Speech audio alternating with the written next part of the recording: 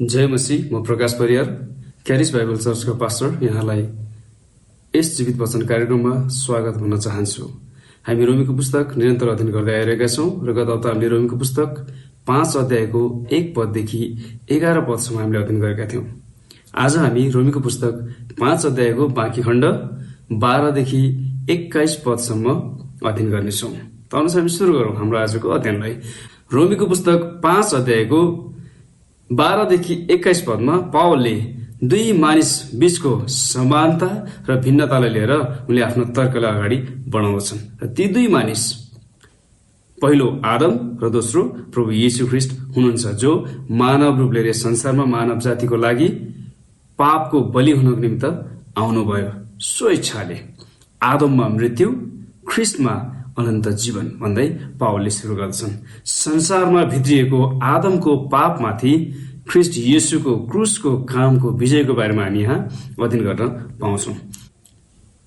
रोमीको पुस्तक 1 देखि 5 अध्यायले एक पापी मानिस परमेश्वरको अघि कसरी धर्मी ठहरिन सक्छ, अर्थात् पापको दोषबाट उसले कसरी मुक्ति प्राप्त गर्न सक्छ भन्ने बारेमा बताउँदछ। येशूको क्रुसको कामले, सुसमाचारले तपाईँ र मलाई परमेश्वरको अघि कसरी धार्मिक तुल्याउँदछ भन्ने विषयमा बताउँदछ।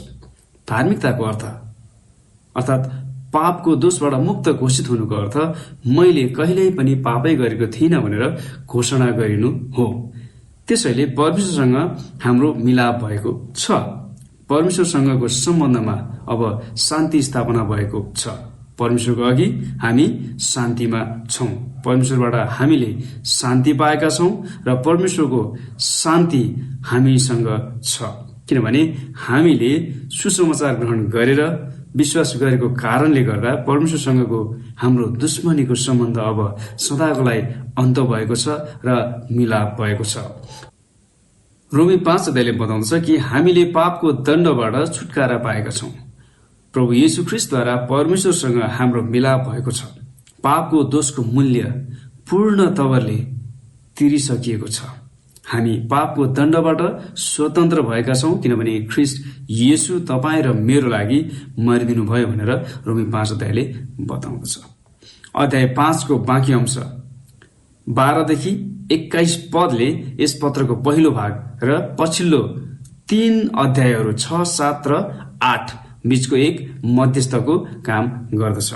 आदमद्वारा पाप र येशू ख्रीष्टद्वारा धार्मिकताको विषयको लागि यो एक जोड्ने खण्ड हो।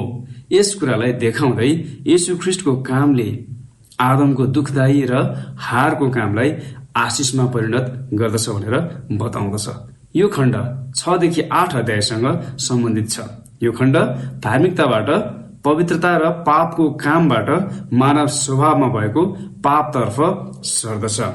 त अब हामी सुरु गरौँ 12 पदबाट। एकजना मानिसद्वारा संसारमा पाप आयो र पापबाट मृत्यु।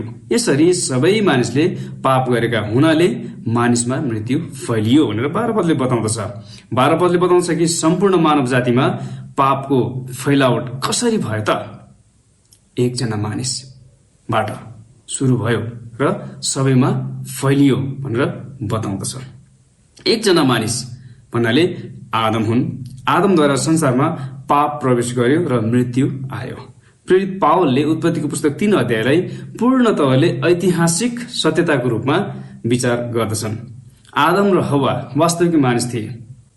मत्ती 19 अध्यायको 4 देखि 6 पदमा प्रभु येशूले पनि यस कुरालाई बताउनु भयो र ती दुईले, आदम र हव्वाले जे काम गरे त्यसको प्रभाव आजको दिनसम्म पनि दिगो छँदैछ। परिणामस्वरूप मृत्यु एक विश्वव्यापी अनुभवको रूपमा हुन आयो। आदम एक प्रसिद्ध ऐतिहासिक व्यक्ति मात्र थिएनन्, तर उनी संसारको सृष्टिकै पहिलो मानिस थिए। हिब्रू भाषामा आदम नामको अर्थ मानव जाति थियो। त्यसैले सम्पूर्ण मानव जातिको अस्तित्व पहिलो मानिस आदममा थियो। यस पदमा आदमले सबै पुरानो सृष्टिका पिता अर्थात् प्रमुख व्यक्तिको प्रतिनिधित्व गर्दछन् भने ख्रीष्ट सबै नयाँ सृष्टिमा भएकाहरूको प्रमुख व्यक्तिको रूपमा प्रस्तुत गरिएको छ। उदाहरणको लागि, जब कुनै देशको राष्ट्रपतिले कानुनी कागजातमा हस्ताक्षर गर्दछन् तब उनले देशका सम्पूर्ण नागरिकहरूको लागि हस्ताक्षर गर्दछन्। आदमको सन्दर्भमा पनि त्यस्तै नै भएको हो। यस पदमा पावल भन्छन्, एकजना मानिसद्वारा संसारमा पाप आयो। पावलले यस कुरालाई यहाँ प्रमाणित गर्न खोजिरहेका छैनन्, तर उत्पत्ति 3 अध्यायबाट यस सत्यतालाई स्वीकार गर्दैछन् कि आदमद्वारा संसारमा पाप प्रवेश गर्यो। वास्तवमा सम्पूर्ण मानव जातिको पतन हुनमा आदम जिम्मेवार थिए, हव्वा होइन। हव्वा छलमा परिन् र पाप गरिन्, तर आदमले पूर्ण ज्ञानसहित होस हवासमा जानी जानी पाप गरे। पहिलो तिमोथीको पुस्तक 2 अध्यायको 14 पदमा पावल भन्छन्, आदम छलिएका होइनन्, तर स्त्री चाहिँ छलिएर अपराधमा फसेकी हुन् भनेर बताउँदछ। यस कुरालाई तपाईँ र मैले उत्पत्तिको पुस्तक 3 अध्यायको 1 देखि 6 पदमा पनि हेर्न सक्छौं र बुझ्न सक्छौं। यसरी सबै मानिसले पाप गरेका हुनाले मानिसमा मृत्यु फैलियो भनेर पावलले बताउँदछन्। आदमको पापको परिणाम स्वरूप संसारमा पाप आयो र सबै मानिसमा मृत्यु फैलियो। परमेश्वरले आदमलाई पहिले नै प्रतिज्ञा गर्नुभएको थियो कि जुन दिन तैँले त्यो फल खान्छस् त निश्चय नै मर्नेछस्। उत्पत्ति 2 को 17 पदमा आदमले पाप गरेपछि संसारमा मृत्युको सिद्धान्तको परिचय भएको थियो। त्यस बेलादेखि उसो मृत्युले पृथ्वीमा राज्य गरेको छ। प्रत्येक चिहान आदमको समयदेखि नै पापको फैलावट र राज्यको एक मौन प्रमाण हो। भजन संग्रहको पुस्तक 51 को 5 ले भन्छ, साँच्चै म जन्मदा नै पापी थिए र मेरी आमाले मलाई गर्भधारण गरेदेखि नै म पापी थिए भनेर भन्दछ। मृत्यु र पाप एकैसाथ जोडिएको हुनाले गर्दा हामी जान्न सक्छौं कि सबै मानिसले पाप गरेका छन्, किनभने सबै मानिसहरू मृत्युको अधीनमा छन्। एक पाप रहित मानिस चाहिँ मृत्युको अधीनमा हुँदैन, तर प्रत्येक व्यक्ति पापको अधीनमा भएकोले गर्दा भर्खरै जन्मेको सानो नवजात शिशु पनि पापको अधीनमा छ। यसले प्रमाणित गर्दछ हामी मानव जाति सबैले आदममा पाप गर्यौं।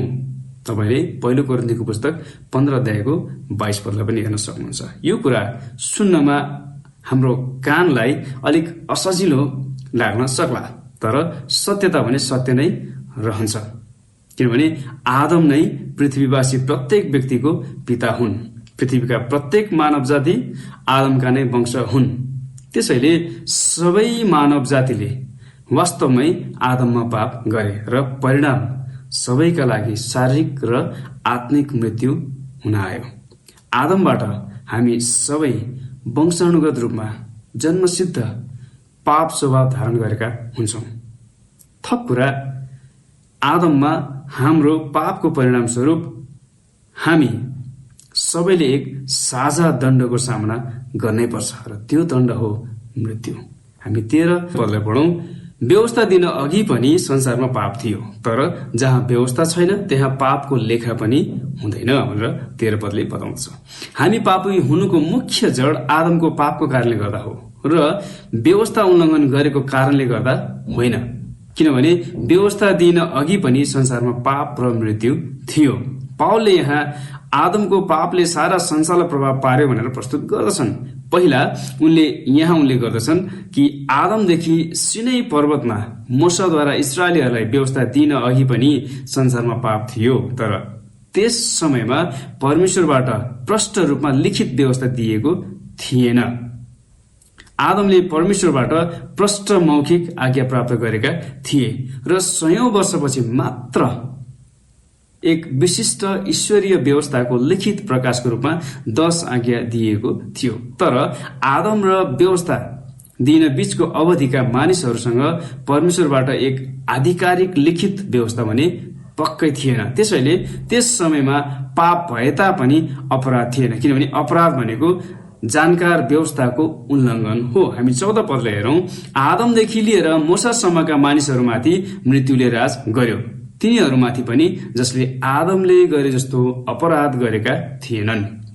ती आदम चाहिँ आउनु हुनेको प्रतिरूप थिए भनेर पावलले यहाँ बताउँदछन्। आदमले पाप गरे र सम्पूर्ण मानव जाति माथि मृत्युले राज्य गर्यो। आदमदेखि मूसासम्मका मानिसहरूमाथि र तिनीहरूमाथि पनि जसले आदमले गरे जस्तो अपराध गरेका थिएनन् भनेर पावलले बताउँछन्। आदमदेखि व्यवस्था नदिउन्जेलसम्म मानिसहरूलाई मृत्युले छुट्टी दिएको थिएन। जब आदमबाट 2 छोरा जन्मे, कैन र हाबिल। कैनले आफ्नो भाइ हाबिलको हत्या गरे। आदमले आफ्ना छोराहरूलाई पाप गर्न सिकाएका होइनन्, तर पाप स्वभाव मानिसमा जन्मसिद्ध प्रभाव भयो। यसकारण सम्पूर्ण मानव जातिमाथि नै मृत्युले राज्य गर्यो। त्यसैले सबै मानव जातिको शिर अर्थात् प्रमुख व्यक्ति आदमको कारणले सबै शरीरमा मरे। पावल यहाँ बताउँदछन् ती आदम चाहिँ आउनुहुनेको प्रतिरूप थिए। पावलले आदमलाई येशूको एक प्रकार, एक चित्र अर्थात् एक प्रतिनिधित्व गर्ने व्यक्तिको रूपमा यहाँ प्रस्तुत गर्दछन्। आदम र येशू दुवै सुरुदेखि पापरहित मानिस थिए र दुवैले गरेका कामको परिणामले सबै मानव जातिलाई प्रभाव पार्ने काम गर्यो। यस अर्थमा आदम सबै मानिस जातिका उद्धारको निम्ति आउनुहुने येशू ख्रीष्टको संकेत अर्थात् परछाया थिए। आदम सबै मानिसका सुरुवात र सबै मानिस जातिमाथि पाप प्रभाव गर्ने व्यक्ति थिए। त्यसको ठीक विपरीत प्रभु येशू ख्रीष्ट सबै मानिस जाति, उहाँमा विश्वास गर्ने जति सबैलाई धार्मिकता प्रवाह गर्ने र नयाँ सृष्टिमा परिवर्तन गर्ने व्यक्ति हुनुहुन्छ। पावलले 15 पददेखि उता सबै मानिस जातिका प्रमुख व्यक्तिका रूपमा यी 2 व्यक्तिहरू आदम र येशू ख्रीष्ट बीचको भिन्नतालाई प्रस्तुत गर्दछन्। येशू ख्रीष्टमा आदमका छोराहरूले घमण्ड गर्दछन्, किनभने तिनीहरूका पिता आदमले गुमाएको आशिष भन्दा पनि धेरै आशिष तिनीहरूले प्राप्त गर्दछन्। यदि तिनीहरूले आदमलाई आफ्नो पिता मान्नुको सट्टा प्रभु येशू ख्रीष्टलाई विश्वास गरेर उहाँलाई नै आफ्नो पिता मानेको खण्डमा तिनीहरूले आदमले गुमाएको भन्दा पनि धेरै आशिषहरू प्राप्त गर्दछन्। हामी 15 देखि 17 पदतर्फ लागौं। यहाँ पावलले आदमको काम र येशू ख्रीष्टको काम बीचको भिन्नतालाई बयान गर्दछन्, अर्थात् आदमको पापको गहिराई र येशू ख्रीष्टको कामको उचाइलाई उनले बताउँदछन्। 15 पदमा सित्तैको वरदान र त्यस अपराधमा केही समानता छैन, किनकि एकजना मानिसको अपराधले गर्दा धेरै मरे भने त झन बढी परमेश्वरको अनुग्रह र एकजना मानिसको अर्थात् येशू ख्रीष्टद्वारा आएको सित्तैको वरदान धेरैका निम्ति प्रशस्त भयो। पहिलो भिन्नता हामी यहाँ देख्दछौँ, आदमको अपराध र येशू ख्रीष्टको सित्तैको वरदान। संसारको पहिलो मानिसको अपराधले गर्दा धेरै मरे। यहाँ धेरै भन्नाले पक्कै पनि आदमका सन्तानहरूलाई उल्लेख गर्दछ। मृत्युले यहाँ आत्मिक र शारीरिक मृत्यु दुवैलाई समावेश गर्दछ। आदमले अपराध दिए जसमा सम्पूर्ण मानव जातिलाई प्रभाव पार्ने परिणाम थियो। आदमको अपराधको परिणाम स्वरूप धेरै मरे। येशूले सित्तैको वरदान दिनुभयो जसमा सम्पूर्ण मानव जातिलाई प्रभाव पार्ने परिणाम थियो, तर एक तरिकामा। येशूको सित्तैको वरदानद्वारा परमेश्वरको अनुग्रह धेरैका निम्ति प्रशस्त भयो। आदमको कामले मृत्यु ल्यायो, तर येशूको कामले अनुग्रह ल्याउँछ। पापी मानिसलाई धर्मी तुल्याएर अनन्त जीवन प्रदान गर्दछ। यहाँ पावलको मतलब हामी सबैले नै पाप गरेका हुनाले गर्दा पापले हामीमाथि राज्य गर्यो भन्ने होइन। उनको मतलब त आदमले पाप गरेका हुनाले गर्दा हामी सबैमाथि मृत्युले राज्य गर्यो भन्ने हो। आदमको पापले गर्दा सबै मानिसमाथि पाप आयो र मृत्युले राज्य गर्यो। यही समस्याको स्थायी रूपमा समाधान गर्नको निम्ति येशू पृथ्वीमा मानव रूप लिएर आउनुभयो। संसारमा पाप र मानिसका अपराधहरू पनि धेरै फैलिएपछि येशू संसारमा आउनुभएको हुनाले झन बढी परमेश्वरको अनुग्रह र येशू ख्रीष्टद्वारा आएको सित्तैको वरदान धेरैका निम्ति प्रशस्त भयो। हामी 16 पदलाई पढौं। सित्तैको वरदान चाहिँ त्यस एकजना मानिसको पापको नतिजा जस्तै होइन, किनकि एउटा अपराधको इन्साफले दण्डको आज्ञा ल्यायो, तर धेरै अपराधका पछि आउने सित्तैको वरदानले निर्दोषीकरण ल्याउँछ। आदमको पाप र येशू ख्रीष्टको वरदान बीचको अर्को विशेष भिन्नता हामी यहाँ देख्दछौँ।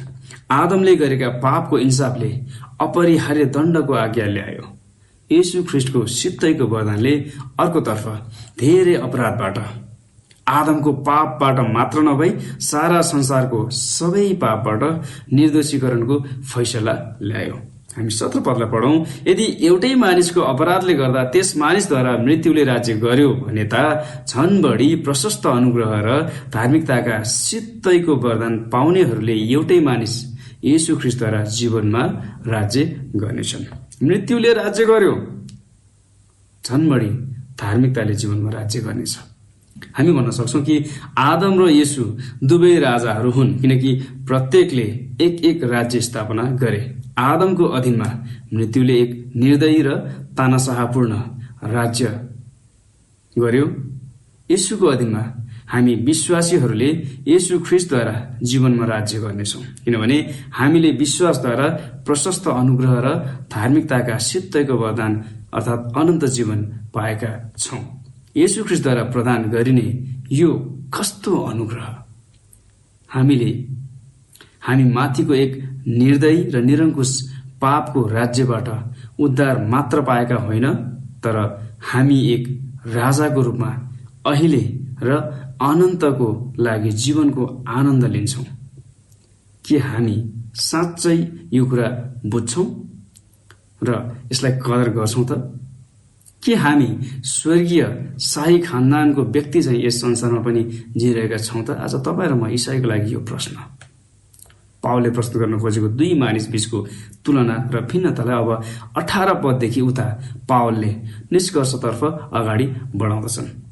यहाँ दुई मानिसको कामको भिन्नतालाई पावलले फेरि पनि यहाँ दर्शाउँदछन्। 18 पदमा भन्छन्, त्यसैले जसरी एउटै मानिसको अपराधले सबै मानिसहरू दण्डका भागीदार बने, त्यसरी नै एउटै मानिसको धार्मिकताको कामले सबै मानिसका निम्ति धर्मी ठहराएर जीवन ल्याउँछ।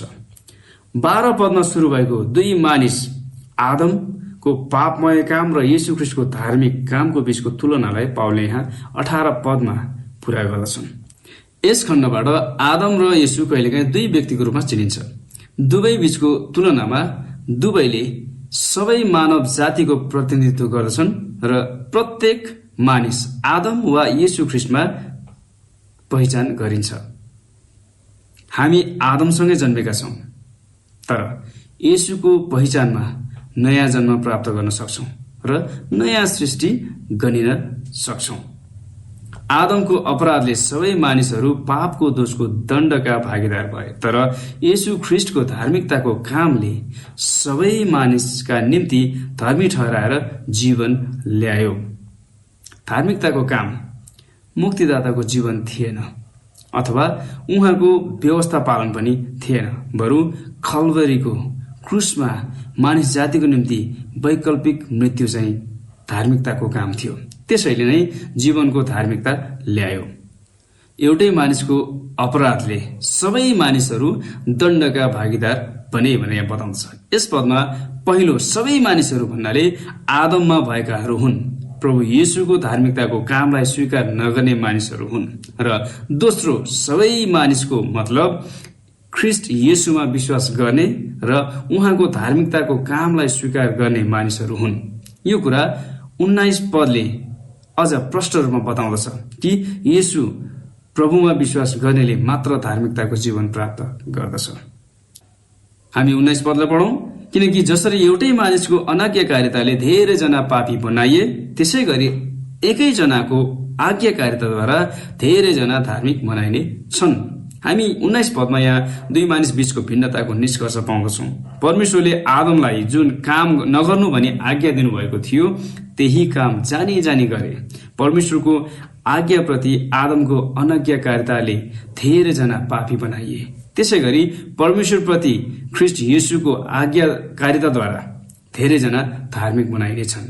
जुन कामको लागि येशू यस पृथ्वीमा आउनुभयो, हाम्रा पाप बोक्नका लागि, त्यसप्रति येशू क्रुसको मृत्युसम्मै पनि आज्ञाकारी हुनुभयो।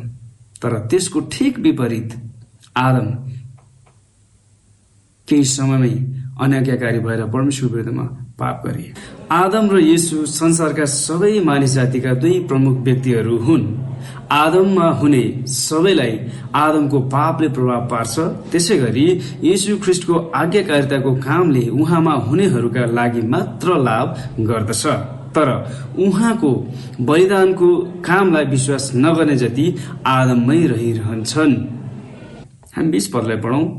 व्यवस्था आयो र अपराधको वृद्धि भयो, तर जहाँ पाप बढ्यो अनुग्रह झन बढी मात्रामा बढ्यो। यहाँ पावलले व्यवस्थाको उद्देश्य र अनुग्रहको राज्यको बारेमा बताउँदछन्। पावलले हामीलाई देखाइसकेका छन् कि व्यवस्थाले हामीलाई धार्मिक तुल्याउँदैन। अब उनले हामीलाई देखाउँछन् व्यवस्थाले पापको सृष्टि गरेन र हामीलाई पापी पनि बनाउँदैन, तर आदमको पापले चाहिँ हामीलाई पापी बनायो। त्यसो भए व्यवस्थाले के काम गरे त? व्यवस्थाले मानिसको पापलाई प्रकट गरिदियो र परमेश्वरको पवित्र स्तरसँग पाप विपरीत छ भनेर ठूलो रूपमा देखाइदियो। व्यवस्थाले मानिसलाई पापबाट बचाएन, तर त्यसको डरलाग्दो स्वभावसहित पापलाई प्रकट गरिदियो। तर जहाँ पाप बढ्यो, परमेश्वरको अनुग्रह झन बढी मात्रामा कल्भरी क्रुसमा बढ्यो।